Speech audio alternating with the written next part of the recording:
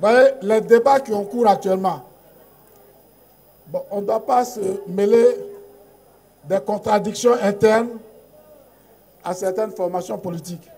Laissons les gens s'occuper de leurs propres problèmes. On ne va pas s'en mêler. Même lorsqu'ils font tout pour nous entraîner, on va résister. On va résister. On va résister jusqu'au bout. On ne va pas les aider. Ils ont des problèmes. Ce sont leurs problèmes qu'ils les gèrent eux-mêmes. Maintenant, il y en a d'autres qui veulent que ce qu'ils veulent, là, eux, remplace la loi. Pourquoi? C'est-à-dire ce qui est eux dans leur tête, là. Je vais parler du PPACI pour ne pas dire leur nom. Le PPACI veut que ce qu'eux, ils ont décidé à l'issue de leur réunion, ce qu'ils veulent, c'est ça qu'on doit faire, c'est ça qu'on doit adopter, c'est ça qu'on doit respecter comme loi de la République. Mais où on a vu ça? Il y a des lois, il faut les appliquer. Il y a une CEI qui a été mise en place, qui a été modifiée, qui fonctionne, qui fait son travail. Ben, eux, matin, midi et soir, la CEI est devenue leur punching ball. Quand ils se lèvent le matin, ils tapent sur la CEI. À midi, ils tapent un peu dessus. Le soir, ils tapent un peu. Le soir, ils tapent très fort. Pourquoi? Parce qu'ils veulent que la CEI soit ce qu'eux, ils veulent. Pas ce que les Ivoiriens veulent, hein, mais ce qu'eux, ils veulent. Mais est-ce que nous, on va accepter? Nous, on est des Ivoiriens aussi. On est des Ivoiriens. La loi qui a été votée, la loi qui organise la CEI, la loi qui définit les attributions de la CEI, la loi les décrets qui découlent de cette loi, tout ça a été pris par le peuple de Côte d'Ivoire que Alassane Ouattara représente. C'est pourquoi on dit chef de l'État. C'est lui qui est le patron, c'est lui que le peuple a choisi. Et donc, toutes ces lois-là ont été prises par le peuple de Côte d'Ivoire. Donc, on ne va pas se soumettre à leur dictat. Ils veulent qu'on aille faire une révision de la liste électorale à partir d'une liste provisoire. Est-ce que vous avez vu ça une fois quelque part? Ouais, la liste provisoire, chers parents, sachez que la liste provisoire, c'est une liste qu'on a constituée. Peut-être qu'il y a des personnes qui sont décédées entre-temps, après leur inscription. Peut-être qu'il y a des personnes qui ont perdu leurs droits civiques après leur inscription. Il y a eu beaucoup de choses. Donc, cette liste provisoire, on l'affiche. Quand on l'affiche, on va voir là-dedans que des personnes sont décédées, on les enlève.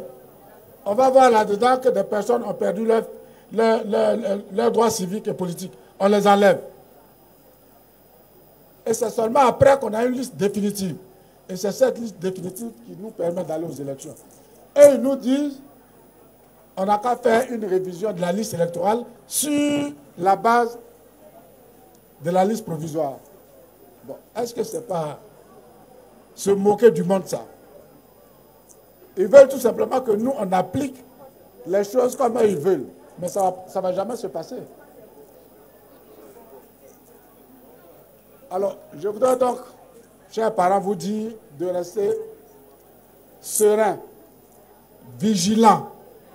La liste a été publiée et ils vont tenter de faire des obstructions, ils vont tenter de faire des procès abusifs, ils vont tenter d'aller regarder les listes et puis dire que tous ceux-là, sans la moindre preuve, tous ceux qui sont là, ils ne sont pas étrangers, sans la moindre preuve.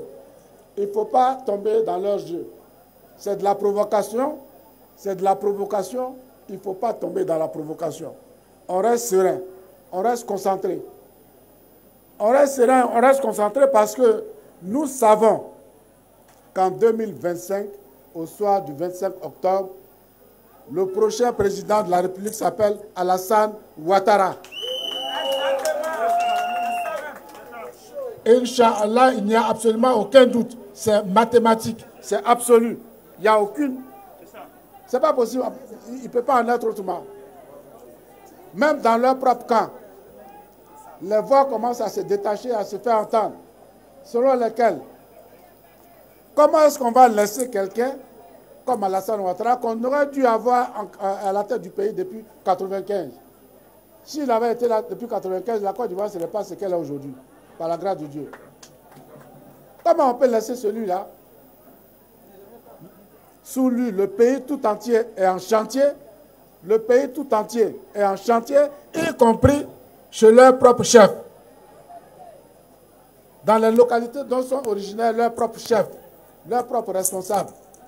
Quelquefois même, ils sont mieux servis que des localités qui sont considérées comme étant des fiefs du président Alassane Ouattara. Nous savons donc qu'en octobre, au soir du 25, nous savons donc qu'en octobre 2025, au soir du 25, le prochain président de la République de Côte d'Ivoire, c'est Alassane Ouattara. Je voudrais donc dire merci à Kone Tefou d'être revenu à la maison. Félicitations à lui d'avoir pris toutes les résolutions qu'il vient de prendre. Et je sais que les mots qu'il a prononcés n'ont pas été prononcés au hasard. Ce n'est pas des mots jetés en l'air. Il s'est entouré de personnes qu'il considère comme étant des garants, des personnes qui ont une emprise, un ascendant sur lui, des personnes qui lui donnent des conseils à qui il va prendre, auprès de qui il va prendre conseil. Je sais qu'il ne va pas trahir le serment qu'il a prêté ici. Je sais qu'il ne va pas le prêter. Et c'est pour cette raison que je le recommande ici et maintenant à son Excellence Claude Saï, secrétaire exécutif adjoint, chargé de la communication et de la propagande, afin qu'il fasse de Kone Tefou bon usage. Merci à toutes et à tous. Que Dieu nous bénisse. Merci. Merci beaucoup. On va l'applaudir bien fort. Le secrétaire exécutif, Cissé Ibrahima Bakongo.